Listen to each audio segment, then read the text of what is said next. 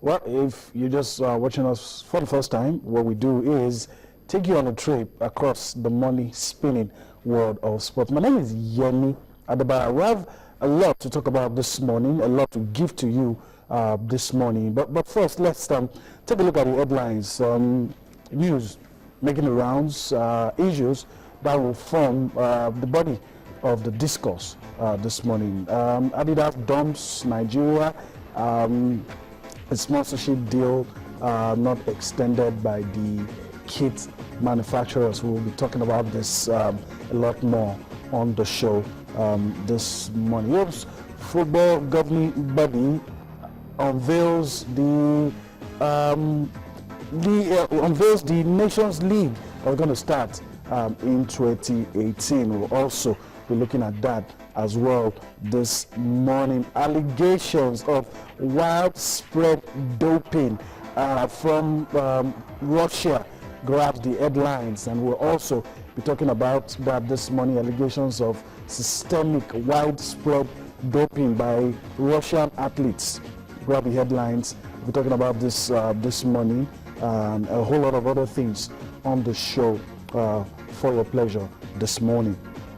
Well, as you already know, you are very important to us, and you're an integral part of this program. We'd like you to get your views, your thoughts across to us. We always love to know how you feel about some of these issues we've raised, talking about the shirt sponsorship, talking about the doping scandal, and of course, talking about the reforms that UEFA is trying to bring into football. And that's it on your screen. You can do it on Facebook, it's channels-sports. On Twitter, it's at channels_sports. And of course, you can tweet my personal handle at Yemi Adebara 20.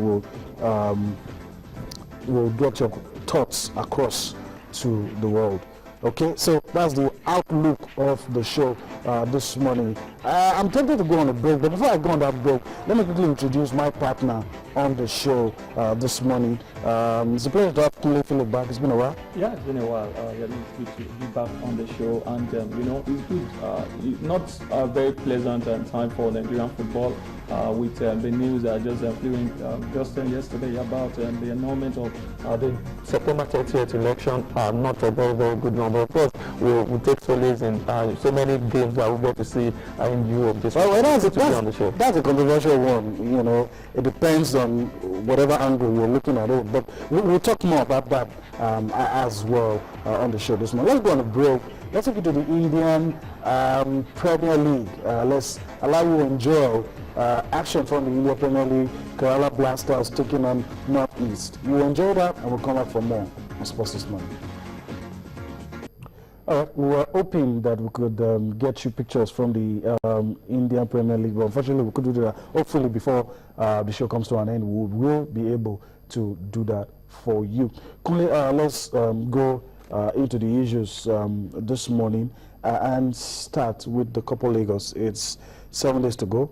Interesting times here, and it's that period of the year where a lot of excitement, a lot of happy moments, and there's no better time to enjoy beach soccer with your family than this period of the year.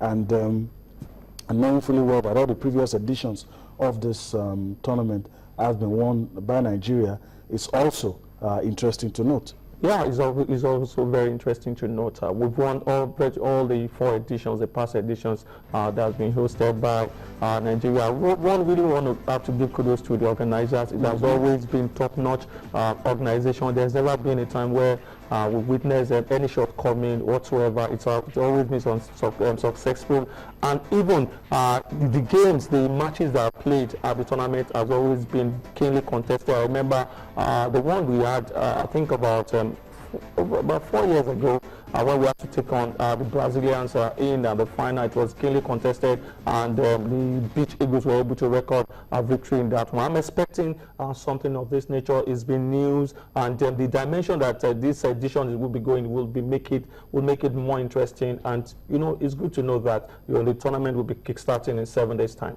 And the fact that we can organize a world-class event like this always gladdens your heart. Of course, it gladens one's heart, and considering the fact that if you watch the games on, on if you watch those games in bigger, you see it live. You see it live, probably from Super Sports and some other big television stations. You get to see how beautiful. You won't even believe that the tournament is actually going. Oh, okay, I get what you mean. If you're watching on the screens, on the screens, yes, it looks good, and it looks equally good. Yeah. When you're there to see it absolutely live. Yeah. All right, so we hope that everything will go top notch. The countdown has begun, and we'll keep filling you in with whatever is happening in Copa Lagos. Just about a week to go now, and of course we'll keep filling you in. Whatever happens, we'll let you know. Of course, you already know that the Nigerian team is preparing, and we're hoping that the Super Sun Eagles will do us proud as usual. Let's go on to another thing, and that's the FIFA Club World Cup. Since we're talking about countdowns now, for the FIFA Club World Cup, it's 5 days to go. Yeah, 5 days to go, and it's really very interesting that the tournament will actually going down. Will be holding in Morocco, and this is not, a lot of people are not really happy, most Africans are not happy about the fact that Morocco, despite pulling out from hosting we are still willing to host the FIFA Clubs and World Cup, and we expect a great spectacle, just like we witnessed last year, and all the participants are equally good. These are the players, the teams that have actually won from different continents, so we expect a very good spectacle in Morocco. Okay, so respect of interest to us is that you're going to see the big stars. Real Madrid will be coming, continental champions, Asian champions, South American champions, Commonwealth champions. You'll be seeing all of that. African champions at Tonsetif will also be there, and I'm hoping that for the first time an African team will probably get to win this one. The best we've done is get to the final and getting a bashing. TB Mazembe. It wasn't actually a surprise. The TB Mazembe didn't do badly, but they were able to actually hold their own. Even Raja Casablanca, the last time out also, I think they played Bayern Munich in the final, and then at some point the difference in class it just shows. Absolutely. It just shows. Absolutely. But we don't really have to give kudos to Raja Casablanca for giving a good shot. And their performance. Let's talk about Nigeria, and the news is that look, the NFF is assuring everyone that the game between Nigeria and the Seleção of Brazil will go on as planned. I mean, a lot of us became apprehensive when when the news came that France will be playing Brazil in March. But NFF, among other things that they did say in the press release yesterday, said the game would go on. Yeah, it's a good news considering the fact that we will not be playing in the forthcoming African Cup of Nations, and that means that we might just be dropping a whole lot in the subsequent editions of the FIFA ranking. And when the news actually came, I wasn't really very happy when we got the news that France will be playing, Brazil will be taking on France on the 26th, and by virtue of that, the Brazilians wouldn't be coming to Nigeria to play the Super Eagles. But it's really good and heartwarming with the news that the NFF said the match will be going on at the Akwa Ibom International Stadium as planned on the 29th, meaning that the Brazilians, immediately after they must have taken on the Le Blues of France, they will fly straight to Nigeria to actually take on the Super Eagles of Nigeria on the 29th. All right, so that's a clarification there, and the NFF has also promised that you see a lot of top grade friendlies in 2015. Let's read some tweets as we go on the show. Sulaiman Mohammed, probably let us talk about the World Club Cup. Sulaiman Mohammed at Farouk_official says no African team will win it, no matter what they do. That apparently supports Real Madrid. That my Real Madrid will manage to win the World Club Cup. That's Sulaiman Mohammed. Sulaiman Mohammed again sends us another tweet. Says, I'm not surprised by Adidas dumping Nigeria. We need to get a lot of things right. All right, so let's keep those comments coming. When we get them, we will read it to you and just we'd like to feel your pulse, know how you feel about all of these issues. What about the allegations that 99% of Russian athletes dope? How about that? Okay, so we move on the show this morning, and we have decided, and of course this will continue, to profile teams going to the African Cup of Nations. And today we have decided to take a look at Burkina Faso, and that's it on your screen. The Stallions, that's a nickname for them. Currently coached by Paul Put. Of course, top scorer is Momoni Dagano. You all know Momoni Dagano. Of course, the captain now, Charles Kabore.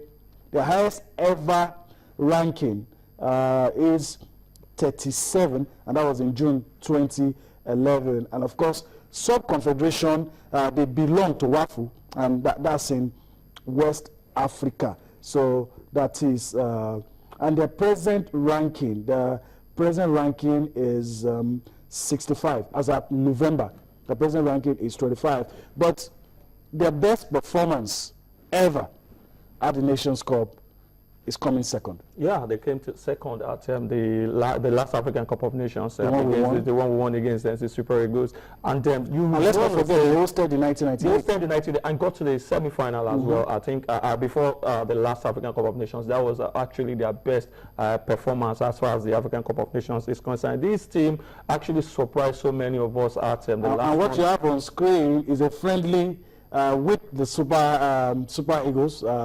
But a lot of the big stars did not play in this game. Yeah, they were pummeled by the Super Eagles. That was a few weeks, months after the Eagles won the African Cup of Nations. You know, they complained. Brown Day scored on this one. He scored, yeah, and Shola maybe also scored. I think he backed the brazen in this game. The Stallions have actually come to stay. They've been consistent. When so many of us felt that they were not going to be able to make it probably to the semi-final of the last African Cup of Nations, they surprised many by beating the Black Stars of Ghana to actually book their pass. Let's also give you a little bit of stats. The first game the Stallions ever played was in April 1960.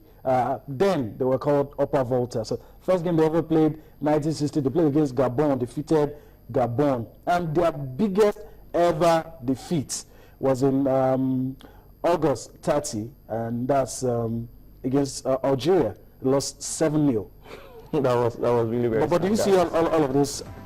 Some of these things repeat itself at the Nations Cup? No, it won't repeat itself. The Burkinabes are doing very well as we speak, though they came second in their group right behind Gabon. They came second. Almost made it to the World Cup. They also almost made it there to the World Cup. The team hasn't been doing badly. They've been doing very, very well. And then one thing that's kept them going is the fact that their coach has, despite times when they face trials, the coach has come to stay. He has been the one remained on the job, and this is an additional, factor that has actually kept the Burkinabes going. I see them going all the way in the forthcoming African Cup of Nations.